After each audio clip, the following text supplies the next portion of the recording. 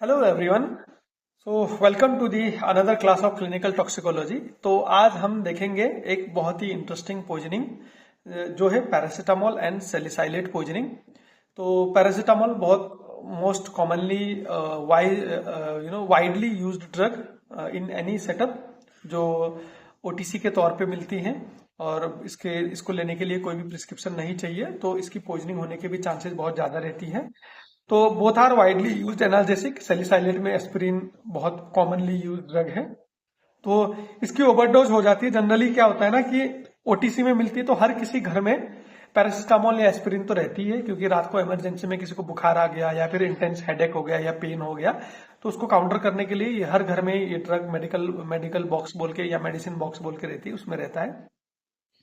तो जो पैरासीटामोल है वो डोज डिपेंडेंट हेपाटोटॉक्सिसिटी करता है। इसकी अगर डोज ज्यादा है तो दिक्कत है, कम डोज में है तो इतना कोई दिक्कत नहीं है। ऐसे जो सैलिसाइलेट है वो रेस्पिरेटरी को डिप्रेस करता है और एसिड बेस को डिस्टर्बेंसेस करता है। ये इन दोनों का ब्रीफ है। तो हम इनका एक बार थोड़ा सा मैकेनिज्म देखने की कोशिश करेंगे कि जो ये अपना पैरासीटामोल है और सैलिसाइलेट है ये कैसे जुड़ी कर रहे हैं, इनका मैकेनिज्म क्या है। पहले हम देखेंगे पैरासीटामोल। 7 ग्राम से ज्यादा अगर पैरासीटामोल लेते हैं तो वो उसका यूएफडी में गिना जाता है, वो लीथल डोज है, या फिर 150 mg पर केजी बॉडी वेट के ऊपर से। ये कैसे काम करता है? Normally it is metabolised by the glucuronidation. Glucuronidation से होता है तो ये क्या होता है, इसका कोई भी टॉक्सिक मेटाबोलाइट नहीं बनता है और ये सीधा सीधा मेटाबोलाइज होकर हमारे बॉडी से बाहर निकल जाता है। अब क्या होता है, एकदम लार्ज डोज में, जब हम एकदम लार्ज डोज में पैरासीटामोल को लेते हैं तो क्या होता है, जो इसको ये जो ग्लूकोरोनिडेशन करने वाला पाथवे है ना वो सेचुरेट हो जाता है। वो क्या होता है, ये जो ग्लूकोरोनिडेशन वाला पाथवे है ना ये सेचुरेट हो जाता है। जैसे ये सेचुरेट होता है, अब ये इसको करने के लिए सफिशिएंट बचता ही नहीं है। जो ये सल्फेशन रिएक्शन हो रहा है ना ये एकदम से सेचुरेट हो जाता है, क्योंकि एकदम एक्सेस लार्ज डोज में पैरासीटामोल हमारे बॉडी में आया है। तो ऐसे केस में क्या होता है, जो कुछ जो पैरासीटामोल है वो तो सल्फेशन प्रोसेस में जा रहा है, जो ये एडिशनल इतना एक्सेसिव लार्ज डोज आया है ये एक दूसरे पाथवे से जाता है जिसको हम बोलते हैं टॉक्सिक पाथवे। टॉक्सिक पाथवे, अब इस टॉक्सिक पाथवे में क्या होता है, जो सल्फेशन प्रोसेस है उसको छोड़ के एक दूसरा पाथवे में हमारा एंजाइम रहता है CYP450 बोल के। अगर ये CYP450 आता है पिक्चर में तो ये क्या करता है, इस पैरासीटामोल को बदल देता है एक इंटरमीडिएट कंपाउंड में जिसका नाम है NAPQI। क्या है इसका नाम? NAPQI, N acetyl P benzoquinone imine बोल के एक कंपाउंड बनाता है। अब ये सारा खेल इस कंपाउंड का है, क्योंकि ये ओवरडोज है इसीलिए इस पाथवे में आ रहा है, नहीं तो ये नॉर्मल वाला पाथवे से निकल जाता है बॉडी से मेटाबोलाइज होके। क्योंकि ये CYP453 पाथवे में आ रहा है तो ये टॉक्सिक मेटाबोलाइट बना दे रहा है NAPQI। अब ये टॉक्सिक जो बाई प्रोडक्ट है जो NAPQI है ये सीधा लिवर के सेल में जाता है और लिवर के सेल को नेक्रोसिस कर देता है, लिवर के सेल को हार्मफुल इंजुरी करता है और सेल को डेथ करा देता है। अब ये क्या होता है ना, जब ये हेपेटिक नेक्रोसिस में जा रहा है तो हमारे लिवर में एक डिटॉक्सिफाइंग एजेंट रहता है जिसको हम बोलते हैं ग्लूटाथायोन। क्या होता है? ग्लूटाथायोन। ये कुछ जो NAPQI बनते हैं उसको तो ये डिटॉक्सिफिकेशन करता रहता। अब इतना ज्यादा डोज है, 7 ग्राम मतलब बहुत ज्यादा डोज है, तो जो टॉक्सिक जो मेटाबोलाइट बनती है ये भी बहुत ज्यादा अमाउंट में बनना चालू होता है। जैसे ये बहुत ज्यादा अमाउंट में बनता है, मानो कि यहाँ पे मानो कि इसके 100 मॉलिक्यूल बने, इसके अब जो 20 मॉलिक्यूल है वो तो ग्लूटाथायोन ने न्यूट्रलाइज कर दिए। अब जो ये 80 मॉलिक्यूल बच जाएंगे फॉर एग्जाम्पल, तो ये जो 80 मॉलिक्यूल है अब ये तो सीधा हेपेटिक नेक्रोसिस करेंगे ना, ये जो हेपेटिक नेक्रोसिस करेंगे तो इसकी वजह से जो भी ये साइन एंड सिम्टम्स आते हैं या जो भी टॉक्सिसिटी होती है वो इस NAPQI की वजह से आते। होप ये छोटा सा मैकेनिज्म आपको समझ में आ गया कि ये पैरासीटामोल पॉइजनिंग का हो गया। ऐसे ही सैलिसाइलेट में क्या हो रहा है, सैलिसाइलेट में क्या हो रहा है, जो अपना ऑक्सीडेटिव फॉस्फोराइलेशन चलता है, ETC चेन चलता है सेल के अंदर माइटोकॉन्ड्रिया में, पावर ऑफ सेल, वहां पे जो ये ऑक्सीडेटिव फॉस्फोराइलेशन वाला मैकेनिज्म है ना वो मैकेनिज्म को ही कंप्लीटली डिस्टर्ब कर देता है।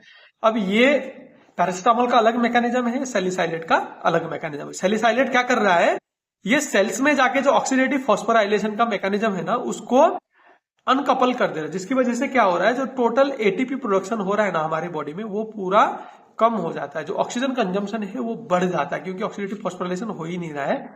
बॉडी में इंटेंस हीट जनरेशन होता है क्योंकि मेटाबॉलिज्म हो नहीं पा रहा है, हमारा बॉडी इसको करना चाहता है, जिसके लिए मेटाबॉलिज्म कंपेंसेटरी तरीके से एकदम बढ़ जाता है, जिसकी वजह से रेस्पिरेटरी सेंटर एकदम से स्टिमुलेट हो जाता है, जिसकी वजह से एसिड बेस का सीवियर डिस्टर्बेंसेस देखने को मिलता है। कहां पे?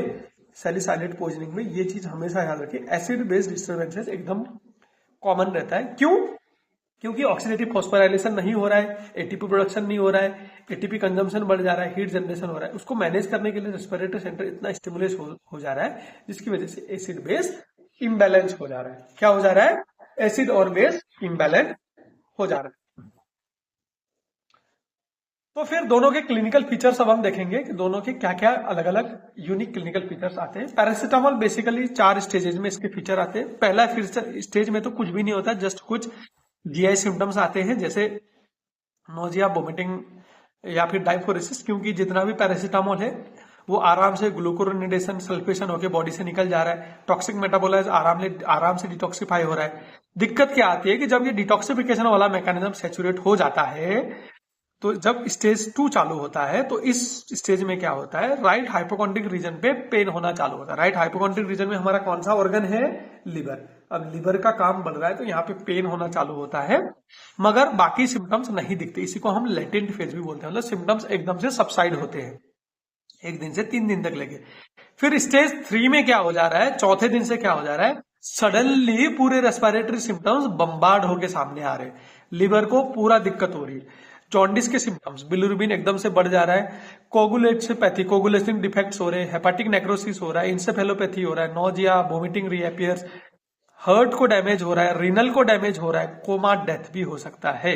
ये थर्ड जो है इंटेंस बम्बार्डिंग फेज है। तो यहाँ पे सारी चीजें हंगामा हो जाती है।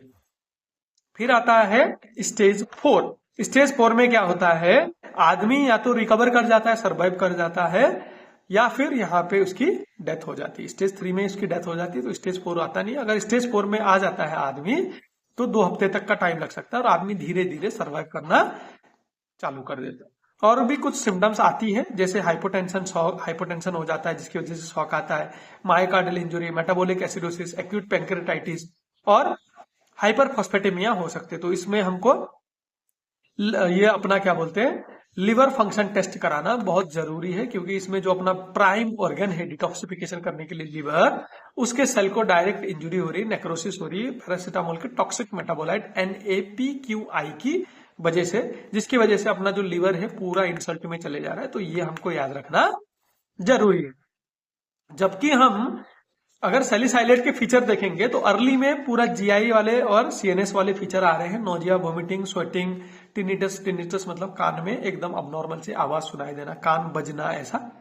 वर्टिगो, इरिटेबिलिटी, आदमी को चक्कर आता है, आदमी खुद भी इरिटेट रहता है, फिर कंफ्यूज हो जाता है, डिसोरिएंट रहता है, वो कहाँ पे है, मैं कौन हूं, क्या है, वो अच्छे से मालूम नहीं रहता है। हेलुसिनेशंस होती है, सेंसरी अबनॉर्मल सेंसरी परसेप्शंस होती है, क्या चीजें नहीं है वो चीजें भी दिखना चालू होती है। Ataxia, coordination disorder, movement disorder हो जाता है। लेट सिम्टम में डेफनेस, कानों की जो सेंसिंग प्रॉपर्टी है वो खत्म हो जाती है, हाइपर एक्टिविटी, एजिटेशन, डेलीरियम, आदमी खुद से कंफ्यूज सा रहता है, कन्वल्जेंस, हेलुसिनेशंस, हाइपर पायरेक्सिया, टेम्परेचर एकदम बढ़ जाता है, आदमी कोमा में चले जाता है। और यहाँ पे भी अगर उसको प्रॉपर से ट्रीटमेंट या इंटरवेंशन नहीं मिलता है तो मेटाबॉलिक डिसऑर्डर्स हो सकते हैं, पल्मोनरी एडिमा हो सकता है, स्केलेटन मसल्स का ब्रेकडाउन हो सकता है, जिसको हम रेब्डोमाइलिसिस बोलते हैं, कार्डियक फंक्शंस डिक्रीज हो जाते हैं, थ्रोम्बोसाइटोपेनिया, परप्यूरा होता है, जो ब्लीडिंग की टेंडेंसी बढ़ जाती है, एसिड बेस इंबैलेंस हो जाता है और आदमी डिहाइड्रेशन होके मर भी सकता है। तो इसमें जनरली क्या होता है ना, पीएच में दिक्कत आ रही है, एसिड का इंबैलेंस हो रहा है। तो एक फेमस कैरेक्टर, ये भी आपने सुना होगा, ये तो आपने सुना ही होगा, ब्रूस ली, 1973 में उनकी डेथ हो गई थी जब उनकी मूवी आ रही थी इंटर द न्यू ड्रैगन बोल के, ये शायद आपने सुनी होगी। तो उनको बोला जाता है कि उन्होंने जब सैलिसाइलेट लिया था, उनके बॉडी में इतना हीट बन गया था कि उनके ब्रेन पे स्ट्रोक आ गया था एक्सेसिव हीट की वजह से। जो हमने बोला है ना कि हाइपर पायरेक्सिया हो जाता है, हाइपर एक्टिविटी हो जाती है, सीएनएस एकदम से बढ़ जाता है, एसिड बेस इंबैलेंस हो जाता है, जिसकी वजह से उनको उनके ब्रेन में एडिमा हो गया था और उनकी डेथ हो गई थी। मगर फिर भी बहुत लोग बोलते हैं कि ये कंट्रोवर्शियल है। जो भी उनका ऑफिशियल डॉक्यूमेंटेशन है कोर्ट में, उनका जो भी केस चला था, उनमें जो ऑफिशियल उनका जो केस जो शट डाउन कर दिया गया था मेडिकल पर्सपेक्टिव से, उसमें क्या है कि सैलिसाइलेट पॉइजनिंग ही दिखाया गया था। तो अब हम देखेंगे कि ये तो हो गए सारे साइन एंड सिम्टम्स, अपने क्लिनिकल फीचर्स। अब इन दोनों को हम मैनेज कैसे करेंगे। अगर पैरासिटामोल पॉइजनिंग होके कोई आता है तो पहले स्टोमक वॉश करना जरूरी है, उसको हम इमेसिस कराएंगे, फिर हम उसको गैस्ट्रिक लवाज कराएंगे, एक्टिवेटेड चारकोल भी दे देंगे अगर 4 घंटा से पहले आया है तो बहुत ज्यादा वॉमिटिंग हो रही है तो उसको हम फिर क्लीन करने के बाद एंटीएमेटिक देके वॉमिटिंग को बंद कर देंगे। सपोर्टिव मेजर देंगे, ग्लूकोज हम दे देंगे, क्योंकि लिवर को रेस्ट मिलेगा। लिवर अगर ग्लूकोज के काम करते रहे, लिवर को वैसे ही ज्यादा इंसल्ट हो रहा है, तो हम ग्लूकोज दे देंगे। विटामिन के दे देंगे, क्योंकि कोगुलोपैथी हो रही है, जो अपना क्लॉटिंग फैक्टर है वो निकालने का काम लिवर का, लिवर को ज्यादा डैमेज हो रहा है, तो जितने भी लिवर के काम है हम उनको सपोर्ट करने की कोशिश करेंगे।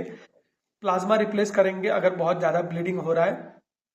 इंट्राक्रेनियल प्रेशर बढ़ रहा है तो हम मैनिटोल देंगे, तो ये फोर्स्ड डायलिसिस करेगा। सडन डायलिसिस करने से जो इंट्राक्रेनियल प्रेशर है वो कम हो जाएगा। अगर इन्फेक्शन के चांसेस है तो हम एंटीबायोटिक्स देंगे। एंटासिड या एस2 रिसेप्टर एंटागोनिस्ट दे सकते हैं, क्योंकि जो भी ये पैरासीटामोल है ये क्या बोलते हैं, अपना जीआई ब्लीडिंग कराते हैं। फिर हम जो सेडेटिव या एनएसएआइड है, क्योंकि वो भी लिवर में आके ही सब मेटाबोलाइज होते हैं, तो वो सारी चीज को हम अवॉइड करेंगे। इसका कुछ एंटीडोट्स हमारे पास अवेलेबल है, जैसे मिथियोनाइन 2.5 ग्राम 4 डोजेज हम 4 घंटे के इंटरवल में दे सकते हैं, या एनेसिटाइलसिस्टीन 5% सोल्यूशन, ये ड्रग ऑफ चॉइस है। जो हमने ग्लूटाथायोन बोला था ना, ये क्या करते हैं, ग्लूटाथायोन को आजाद कर देते हैं, और धीरे धीरे ये भी ग्लूटाथायोन के साथ मिलकर जो टॉक्सिक NAPQI है उनको न्यूट्रलाइज करने का काम करते हैं। कौन, मिथियोनाइन एंड एनेसिटाइलसिस्टीन, जो 100 mg पर kg के डोज में दे सकते हैं, और इसको हम बढ़ा के 1330 mg पर kg कर सकते हैं। 72 घंटे में हम इसको इन्फ्यूज करा के दे सकते हैं।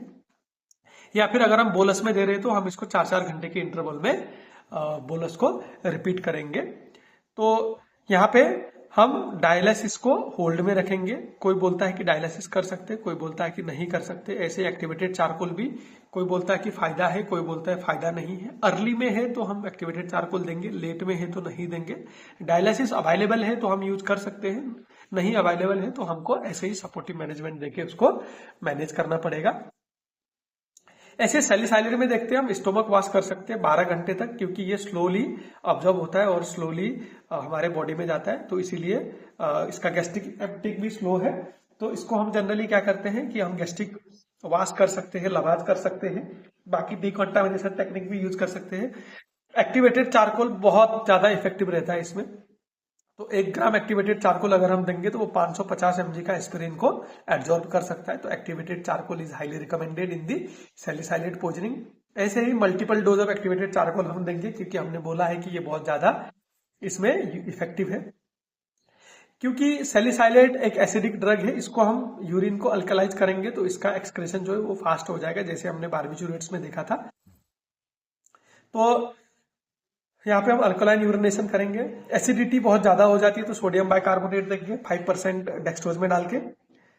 कैसे देंगे, 1 मिली इक्विवेलेंट पर kg के हिसाब से 5% डेक्सट्रोज में इसको दे देंगे। हेमोडायलिसिस बहुत ज्यादा इफेक्टिव है, जैसे एक्टिवेटेड चारकोल है वैसे हेमोडायलिसिस भी बहुत इफेक्टिव है। और जो भी सपोर्टिव मैनेजमेंट है वो सपोर्टिव मैनेजमेंट हम करते रहेंगे। और इस सपोर्टिव मैनेजमेंट का जो लिंक है वो मैंने डिस्क्रिप्शन में डाला हुआ है, आप वहां पे क्लिक करके सपोर्टिव मैनेजमेंट का जो प्रोसीजर है वो भी वहां पे आराम से देख सकते हो। तो इस तरीके से हम जो ये पैरासीटामोल की पॉइजनिंग है, इस पैरासीटामोल की पॉइजनिंग को भी हम आराम से मैनेज कर सकते हैं। तो जैसे हमने अभी पढ़ा पैरासीटामोल और सैलिसाइलेट पॉइजनिंग, तो अब हम इसके रिलेटेड कुछ 1-2 केसेस देखने की कोशिश करेंगे। करते हैं। तो हम पहला केस देखते हैं इसके रिलेटेड में, कि a 17-year-old college girl took a 10 tablet of paracetamol 650 mg, मतलब अराउंड 6.5 ग्राम ऑफ पैरासीटामोल ले लिया।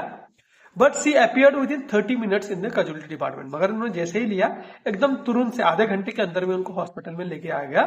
She had a complain of nausea, LFT-were normal. इसका मतलब क्या, LFT-were नॉर्मल का मतलब क्या है कि उन्होंने अभी अभी ड्रग्स लिया है और अभी अभी ड्रग अब्जॉर्ब भी नहीं हुआ है। तो सीधा सीधा केस है, पैरासीटामोल पॉइजनिंग का टैबलेट फॉर्म में लिया है, टाइम लगेगा ऑब्जॉर्ब होने के लिए, आधे घंटे से पहले आया है। Go without any doubt with emesis, बहुत सारा ड्रग इमेसिस में बाहर निकल जाएगा।